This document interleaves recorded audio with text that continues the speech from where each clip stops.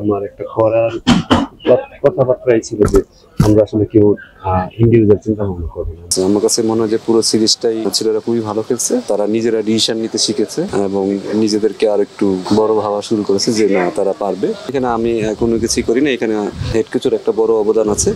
আমি করি সোফার এই সিরিজটা ছেলেরা ভালো খেলছে, স্পেশালি মানে যেটা মানে হয়তো আমাদের টিমটা আসলে সব দিক দিয়ে ব্যালেন্স হয়তো কোনোটাই ছিল না, কারণ অনেকগুলো সিনিয়র প্লেয়ার একসাথে হয়তো তারা খেলতে আসেন, অনেক ইনজুরি ছিল টিমে।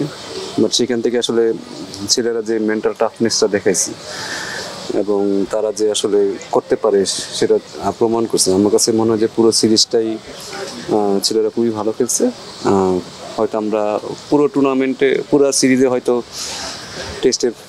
প্রথম ইনিংসটাই আমরা বাজে খেলেছিলাম, টি-20 ওয়ানডের হয়তো সেকেন্ড ওয়ানডেটা আমরা ভালো খেলিনি। এছাড়া আমি মনে করি যে এতদিনের ট্যুরে ম্যাক্সিমাম দিনই কিন্তু আমরা কিন্তু অনেক ডমিনেট করেই খেলেছি। তো সেই দিক দিয়ে আসলে অনেক হ্যাপি যে ছেলেরা ভালো খেলছে।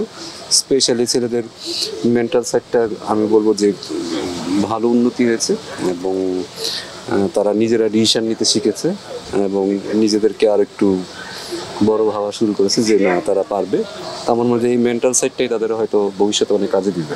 আমি এই বিষয়টাই বলতেছি যে মেন্টাল সাইডটা যেটা হলো একটা মানসিক মানে কি বলা যায় মনস্তাত্ত্বিক ডাক্তার দেখানো মানে রাখা হয় দলের সাথে অনেক সময় এই সব ধরনের সিরিজে আসার সময়, কারণ এর আগে দুটা সিরিজ খুব ভালো যায়নি বাংলাদেশের।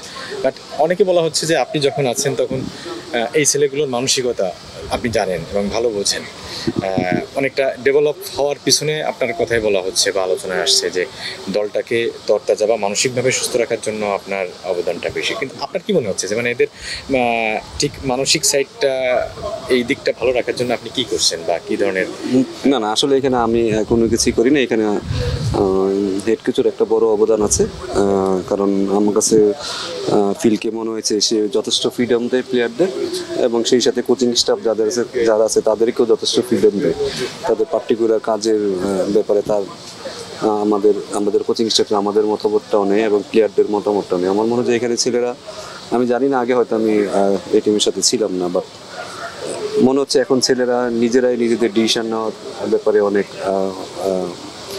অনেক কিছুই আসলে তারা নিজেরা ডিসিশন নিতে পারতেছে এবং তারা অনেক প্ল্যানিংয়ের সাথেও তারা যুক্ত থাকতেছে এবং সেই সাথে আমি মনে করি যে তারাও নিজেদেরকে আরেকটু, আমি যেটা বললাম যে মেন্টাল সাইড তো আসলে মানুষ নিজে তৈরি করে, সেই সাইডটা থেকে তারা আসলে আরেকটু আপগ্রেড হয়েছে এবং ভবিষ্যতে আমার মনে হয় যারা আরও ভালো করার সুযোগ আছে।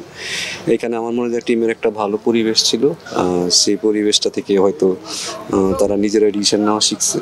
তো আমি বলবো যে এটা পুরাটাই আসলে ছেলেরা নিজেরাই চেঞ্জ হতে চাইছে এবং নিজেরাই ভালো করতে চাইছে। এখানে আসলে আমরা যারা কোচিং স্টাফ যারা আছে তারা হয়তো আমরা ছেলেদেরকে ওই ফ্রিডমটা হয়তো দিয়েছিলাম যে তারা কীভাবে তার জন্য আসলে প্রেশারটা তো ইন্টারন্যাশনাল ক্রিকেট খেলে তো নিতেই হবে, বাট ওই প্রেশারটা কীভাবে জয় করতে হয় তার জন্য হয়তো ছোট ছোট যে নিজস্ব যে চিন্তাভাবনা সেই চিন্তাভাবনাটা আসলে ছেলেরা করতে পারছে, সেটাই আসলে ভালো লাগছে। একটা বিষয় হচ্ছে যে যেটা বললেন যে ছেলেদের আত্মবিশ্বাসে দেখা যায় অধিকাংশ প্লেয়ার, বিশেষ করে মেহেদী এখানে সুপার খেলছে।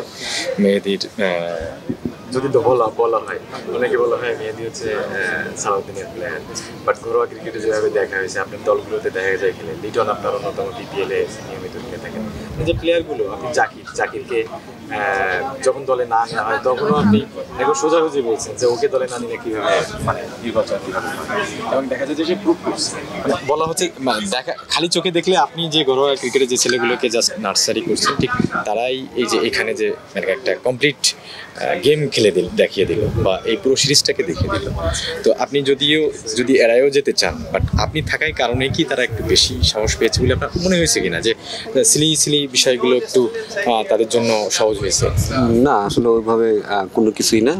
আমার মনে জাকির যে ব্যাটসম্যান সে যথেষ্ট ম্যাচিউর, সেটা আমি অনেক আগেও বলছি যে আসলে সে খেলা বুঝে ক্রিকেট খেলে, এটা সে যেই সিচুয়েশনে হোক যেভাবে হোক যেই পরিস্থিতি হোক।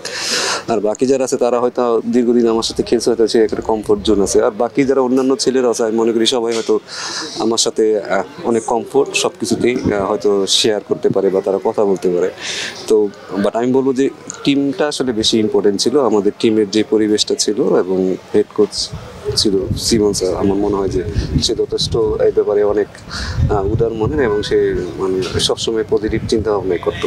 তো এই মানে আসলে আমার মনে হয় যে পুরো টিমের এটা একটা সাফল্য, এখানে আসলে ইন্ডিভিজুয়াল সাফল্য হচ্ছে আমি মনে করি যে পুরো টিমটা আসলে সঠিকভাবে সঠিক আমরা একটা টার্গেট নিয়ে আসলে কাজ করতেছিলাম এবং এই কারণে আমি মনে করি যে টিমটা ভালো করছে।